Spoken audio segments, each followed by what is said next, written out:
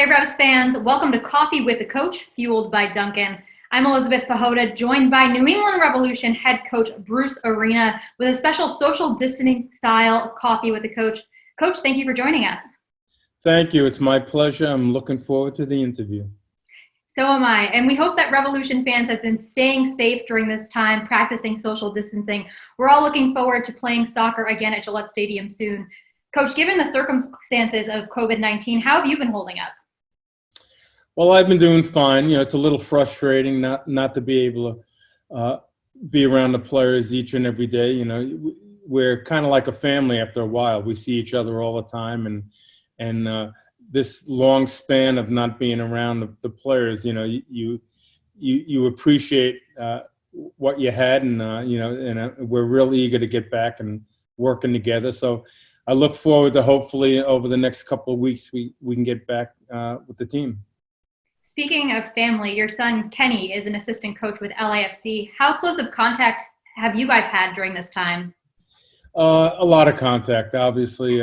I probably speak to him every day. Get a chance Facebooking with the grandchildren a little bit, listening to those characters, and had a nice call with his wife the other day for Mother's Day. So, we always remind any of the women that are married to an arena that they're very lucky ladies. So I made sure she understood that on Mother's Day. How much have you enjoyed that time with your grandkids via FaceTime? It's fun. I was very close to them because, we lived literally around the corner from each other for a number of years in Los Angeles. So, we do miss them, but we are fortunate we can still be in touch with them through FaceTime and those type of things. In addition to FaceTiming with your family, what else have you been up to during this time to keep busy? Well, I went down to Charlottesville, Virginia for about 5 weeks. I live near the University of Virginia, so I had a chance to be around the university a little bit. Golf course is open, so I had a chance to play a little bit of golf. But, like anyone else, you're pretty much sheltered. I got out a little bit, but not a whole lot. But it was nice and relaxing. The weather was a little bit better than it is in Boston. So that part was okay. You mean it didn't snow down there? It did not snow. No, it's at days that we were in the 80s a couple of days. Oh, I'm jealous. I'm looking forward to those days, hopefully soon. And during this time, Bruce, how close of contact have you had with the squad and also the coaching staff? So we've had contact. We've had a couple of Zoom calls. We've had player evaluations. We've done some texts, but it's been frustrating because almost on a weekly basis, you think that next week we'll get back together. So you don't jam too much stuff in. And, we've just been waiting, but I think we're now getting closer to a point where we realize that we will be getting together with the players. So it's been good. We've made the best of it. It's been a difficult situation, but I have a feeling that we have such a good group of players and we've had such a good working relationship that we're going to be able to get back together real quick and try to piece together a team that's going to be pretty competitive. You mentioned having Zoom calls with the players. I know that they've been doing some workouts with that style. What are your expectations for them physically during this time? Well, that's a good question because my experience with this over the years is you never know. It's very similar to how players are once you leave at the end of the season and you give them a program to help get them back to start the new season. Some are real good at it, some aren't. So it'll be interesting. When the players reported in January, they were much fitter than we thought they would be. So I'm hopeful they've done a decent job in trying to maintain some form of fitness. However, nothing replaces playing every day and playing soccer. It's a different kind of fitness. So hopefully we can get them back on the field and get a decent amount of training time in before we start playing games. Coach, when we had our first coffee with the coach leading up to the season, I'd asked you what was going to be different about this one with the Revolution. We didn't foresee this circumstance, obviously, with the virus. How has this experience with COVID-19 challenged you as a coach? Well, there's frustration, but there's also you get a little time to reflect on things. And when we as a staff did player evaluations, it was really good. We came in last year and it was kind of quick, and we really didn't get to know the players that well. And as the new season started, we had a much better feel for the players, and they had a much better feel for us. And it allowed us to have a better understanding. And now, after having a couple of games in the league and a preseason, we really know what our roster is about and a lot of the individuals. So it gave us a lot of time to think about the things we can do once we get them back, how we can utilize players a little bit better, how we can perhaps do a better job coaching as well. So we took advantage of the time. And I'll show you something in my office here. Love that you have notes. My little notes. Every day there's something else I get to think about that I want to pass on to the players. And, so when they get back, unfortunately, they're going to hear a lot. I have videos and some edits that I want to show them. And so, we had obviously have had plenty of time to think about how we do our job and how we can help make the players better. So that's how I've utilized my time. And it really hasn't been as frustrating as I thought it might be. So hopefully we can take advantage of this break, and when we get back together again, hopefully we'll be better for it. As you look to take advantage of this break, how do you carry the momentum that you've already built into the season when it finally resumes? Well, I don't think you can. I think it's a fresh start. What we can build on is our work habits, our relationships, and if we can continue with that kind of mentality and work ethic that we bring every day, we'll quickly, form ourselves into a good team, and we'll have the right mentality as we're going to face really difficult times competitively for the rest of the year. It's going to be a lot different than we're used to, and it's going to take a strong mentality and a commitment as a team to believe in, to believe in what we're about and what we're trying to accomplish. And if we can continue to have that right kind of mentality, I think we'll be able to deal with any of the issues that get thrown in front of us. Has this Post-it system that you have been a habit always, or is this something that you adopted during this time? This is something kind of new because I've had a lot of time, and I've really been interested in when I hear a couple things, and I'll read you a couple of things that I've learned. I'd love to hear. This is great because this reminds me a lot about coaching. I never let my schooling get in the way of my education. That's from Mark Twain. I thought that was great. That's awesome. If you're going to do a job, do it right. Excellence should be a habit, not an act. This is really for coaches. Half of what we are teaching you is wrong. We just don't know which half. So there's a few of those things to pass on, and then a couple of sporting things. And the one that I liked was Wayne Gretzky doesn't go where the puck is; he goes where it's going to be. And those are like things that relate to soccer players as well that we tell them all the time. So when the guys come back, I'm going to be throwing out a lot of phrases to them and, filling their heads with some good information, hopefully. Half of it's good information. Half of it they're going to need to learn on the job, right? Exactly, yeah.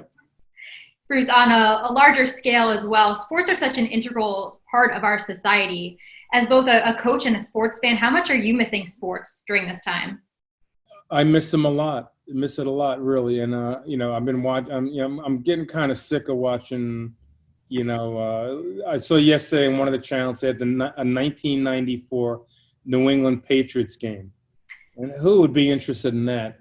And, I'm watching some old soccer games, this and that, old baseball games. I liked, I think our Boston fans wouldn't be happy. I watched the 2004 American League series with the Red Sox and the Yankees. Oh, no. To watch. And a bunch of those. But, I'm kind of sick of it. I'm looking forward to seeing baseball again. Obviously, the NFL coming around soon, NBA finishing, and, of course, Major League Soccer. So I want to see that. I want to see soccer from around the world again. And I look forward to those days. And I will tell you this. I think we all realize culturally sports is an important part of our lives. Regardless of what we do for a living, what our favorite hobbies are, whatever. All people in our country relate to the sporting scene. So I think it's going to be great for the mentality of people in America get sports going again. So we're looking forward to resuming Major League Soccer as soon as possible. Speaking of how important sports are, what type of role will they play in helping people find a sense of normalcy when they do start up? Well, I'm not sure it's normalcy. If you see, Closer to. yeah, but I think sports just plays an important role, and it allows people sometimes to get away from the stresses they have in everyday life, and they can follow their teams that they so much enjoy. So, I think, as we said, sports is just an important part of our culture, and it's important for individuals a lot. I mean, it's simply great, and I'm so anxious as a person that's been in sport most of my life to get in front of the television or get out in the stands somewhere and watch a game in person as well. In talking with defender Andrew Farrell, he mentioned that he's been feeling that want for camaraderie with a team with playing video games. Have you been able to fill that camaraderie role with something else? Well, I wish I could say that. I've been really hooked on following this pandemic a lot on television, which is probably not the greatest thing. But my hobby's been golfing a little bit, jogging, that kind of thing. The only thing that's concerning me with Farrell is I see he can play the piano. And when I see him, I'm going to ask him, can you play soccer? So we're going to hopefully get a good answer to that question. I think you deserve a concert the next road trip you have if you can find a piano.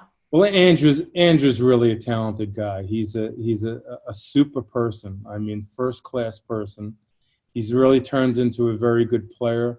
He's bilingual. He's just he's the Renaissance man, and I'm really proud of him. Farrell's a man of many talents. Speaking of a different topic, Bruce, FIFA announced that they're putting a rule into place where you can now have 5 subs instead of 3 within a 90-minute match. Although MLS has not implemented this rule currently, what are your thoughts on it? I'm sure MLS will implement that rule. I think I think it's a good rule for us for 2020 because we're going to be coming back in the summer months. The markets are going to be very warm, very humid. Players are not going to be on top of their game in terms of their fitness. So I think having 2 extra substitutions is going to be important. I believe the rule is going to be that you can use 5 subs, but only on 3 times. So obviously you're going to bring in, it won't be 5 single substitutions. It has to be 3. And I think it's a good rule. And I think it'll be a big factor tactically. I've been thinking about how we utilize those 5 subs, and I think it can be an advantage for a lot of teams. Absolutely, and time will tell as that rule unfolds.